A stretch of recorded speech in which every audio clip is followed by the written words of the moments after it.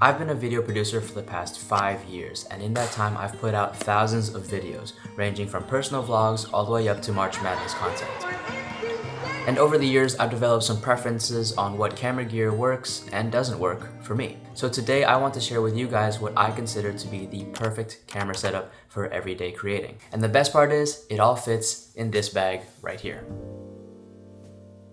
This is the PGYTech One Go Rope Bag. It is a shoulder sling bag, meaning that it is not too bulky, it's lightweight, and you can carry it around everywhere. It also just so happens to be the perfect size for all of the gear that we are going to be talking about today. You can fit a camera body and 2 lenses, plus any mini tripod and any other accessories that you need in that bag. The bottom zips open so that the bag can get wider, giving you more space inside if you need it, and all the padding on the bag just makes it super comfortable and very safe for all your camera gear when you bring it around every single day. Me personally, I'm done with college, so I'm not trying to bring a backpack around every day. It honestly gives me PTSD because it feels like I'm bringing my textbooks around. And because the bag is that small, it really forces me to be intentional about everything that I choose to bring around. So all the gear that we discuss going forward is super essential to my everyday creating, starting with the A7IV. This is my main camera body and has been my main camera body for the last 3 years. It's not the camera that I started out with, but it's the camera that I fell in love with. Now, I'm not going to go over all the specs on this camera in this video, you can find that on the website, but being able to shoot in 4K 24 no crop and 1080 120, this camera gives me a very versatile range when it comes to shooting options. Pairing those with S-Log3 support and 10-bit color, it just makes it the perfect all-around hybrid camera. And I say hybrid because it can also shoot amazing photos. Even though I'm not a photographer, it is still nice to have something to put on my Instagram sometimes, and the A7IV being a hybrid camera means that I don't need to bring a separate body when I'm trying to take some flicks. Of course, I have my iPhone for that if I ever need it, but sometimes you just want to feel professional and feel like a photographer. And the A7IV just really brings out that excitement when I'm creating. Although it is a bit expensive, I highly recommend this camera body. However, as you may know, the body is not the thing that's going to give you the cinematic look. The average viewer's perception of quality actually comes from your lenses. So let's talk about the lenses that I use.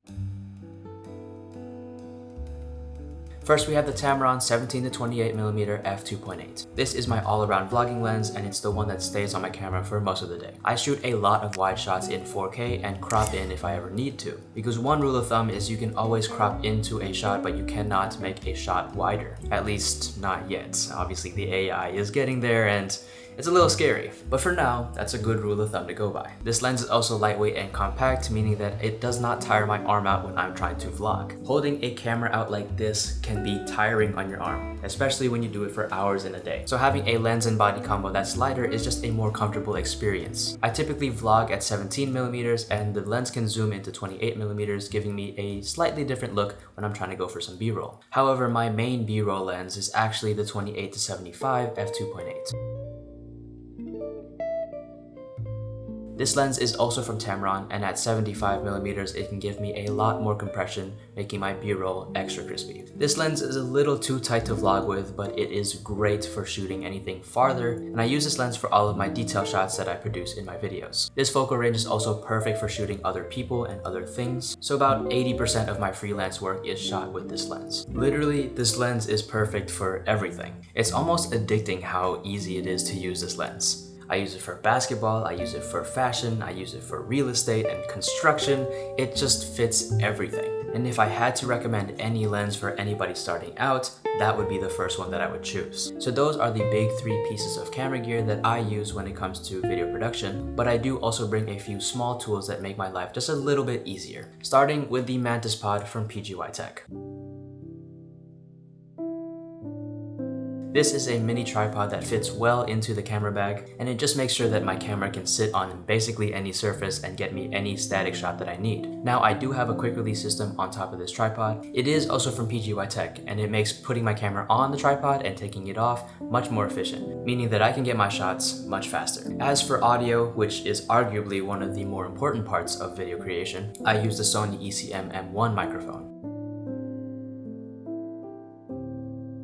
This microphone is amazing. You can just put it into your hot shoe and you don't have to worry about any cables. The polarity patterns on this microphone are also amazing. It makes sure that you can capture whatever you need in the direction that you need it, and it just cuts out everything else, so you barely get any background noise. It's one of those tools where I can just put it on and forget about it, and it just does its job perfectly. There's not many tools in content creation where I say it's an absolute game changer, but having good audio every time and not having to even worry or think about it, that right there is a game changer. And it's actually the microphone that I'm using to record this right now. All I can say is this mic is great, and if you have a hot shoe mount, I highly recommend this one. Last but not least, filters.